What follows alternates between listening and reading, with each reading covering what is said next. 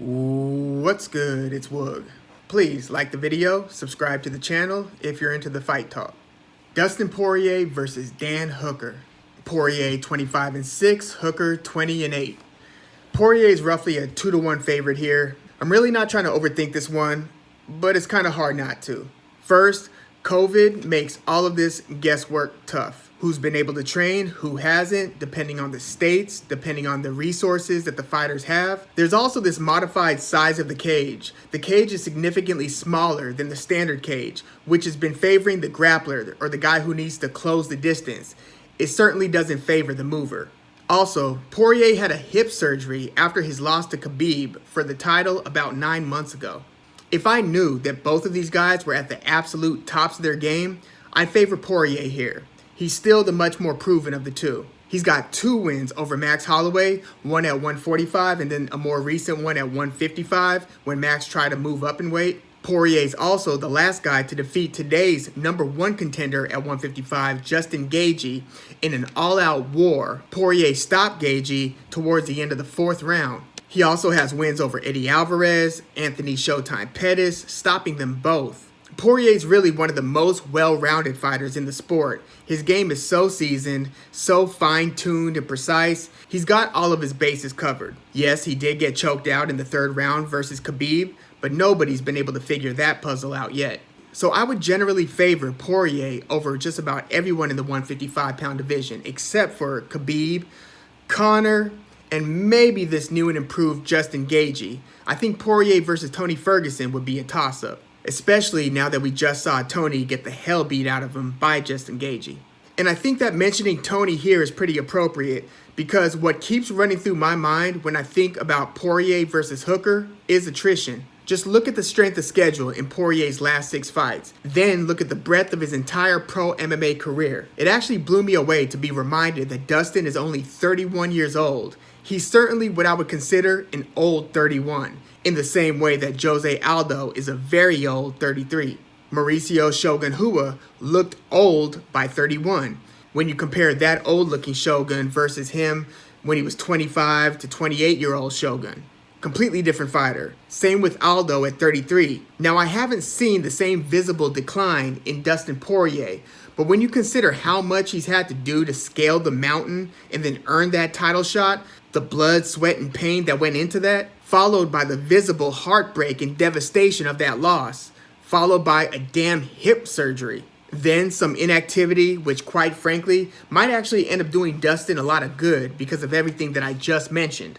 But how do you get back into the saddle and recommit 100% to where you've dotted every I and crossed every T and do every last thing that you can do to become the best fighter you could be?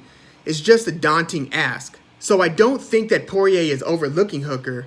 This just might be a case where Hooker is entering his true prime, although he's only 1 year younger than Poirier, whereas Poirier might just be exiting his prime. Even if the deterioration and slippage is just, say, 3%, maybe 5%, these things matter, especially in the case of a razor-close matchup. Which, no, Hooker isn't the best fighter that Poirier's faced. The guy's been in there with Conor McGregor, Khabib Nurmagomedov, did I get that right? And Justin Gaethje. But Hooker brings some unique challenges to the table here. First, he's taller than all these guys. He's 6 feet tall. Now, Max Holloway and Justin Gaethje are both listed at 5'11", but Hooker's got this lean build. And whereas Max is super high volume and is always near the pocket and within near striking range, Hooker is more of a mover and is a member of the city kickboxing team out of New Zealand, where they emphasize things like feints and timing, head feints, hand feints, even body and feet feints. Luke Thomas covers this stuff ad nauseum. They are very advanced over there at City Kickboxing and currently have 2 champions, Israel Adesanya at 185 and Alexander Volkanovski at 145. Also, Hooker looked pretty dominant versus former contender Al Iaquinta. So how will Poirier's well-rounded stand-up game hang with Dan Hooker's nuanced stand-up style? Well, unless Poirier is damaged from the in-cage wear and tear, the tough schedule, the hip surgery, the inactivity, and the spiritual exhaustion from having scaled the mountain and coming up short, unless he's not 100% Dustin Poirier, I think that he breaks Hooker down and still has a slight edge here. let's not forget that we just saw Dan Hooker in a nearly dead-even 5-round war with tough guy, mid-tier contender Paul Felder.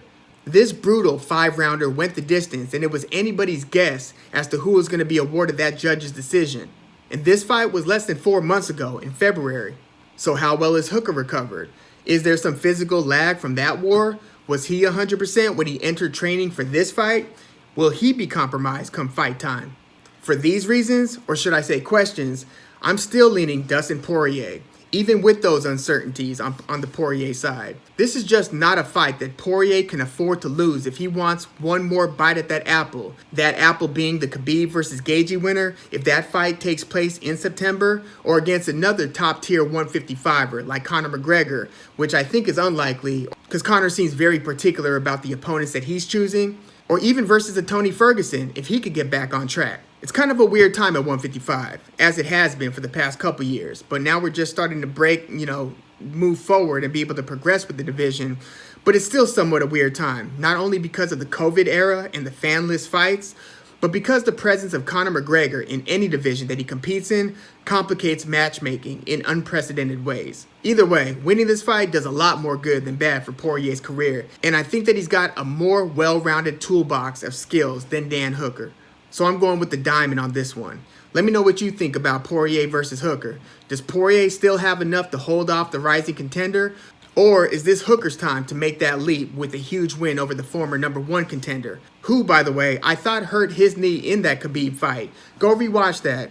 I was surprised that more wasn't made over that moment where it looked like Poirier stepped weirdly and then he wasn't nearly as mobile. Anyway, I want to know who you got. And man, these next couple months are pretty stacked with some very, very good and interesting fights.